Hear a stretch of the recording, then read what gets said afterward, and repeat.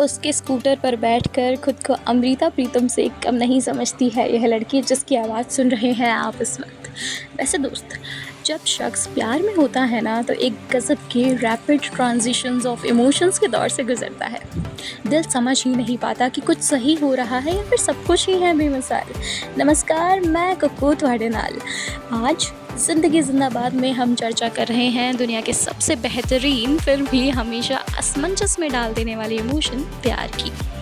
इश्क, मोहब्बत, प्रेम, किसी भी लॉजिक से कुछ भी पुकार लीजिए जनाब, यह फीलिंग है बड़ी उम्दा, इतनी लाजवाब कि इंसान चलते चलते सोच में डूब जाता है। कहीं भी कभी भी कुछ भी ख्याल आकर मन को ऐसे घेर लेते हैं जैसे सावन में खुले आसमान पर अचानक छा जाने वाली घनघोर काली घटाएं। और जब इंसान प्यार में होता है ना तो जी सोचता तो बहुत है मगर कुछ एक्चुअली सोच ही नहीं पाता।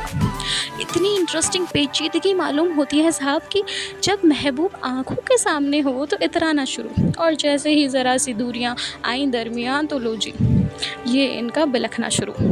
है ना उलझनों की दास्तां, मगर मेरी जान ये उलझनें इतनी सहजता से दिल पर ग्रिप बनाती हैं ना that you won't realize that you have fallen for someone to rise with them। फिर तो जाने अनजाने इनायत भी वही है और शिकायत भी वही है।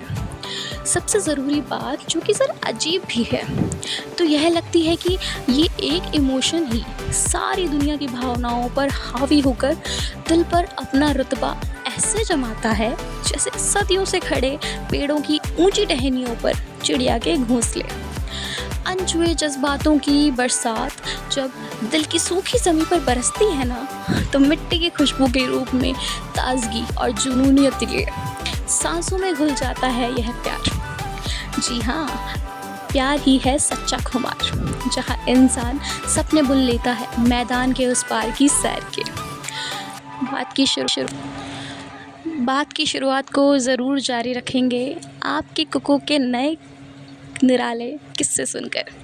अभी के लिए दीजिए मुझे इजाज़त, फिर होगी आपसे मुलाकात। ज़िंदगी ज़िंदाबाद। Good night.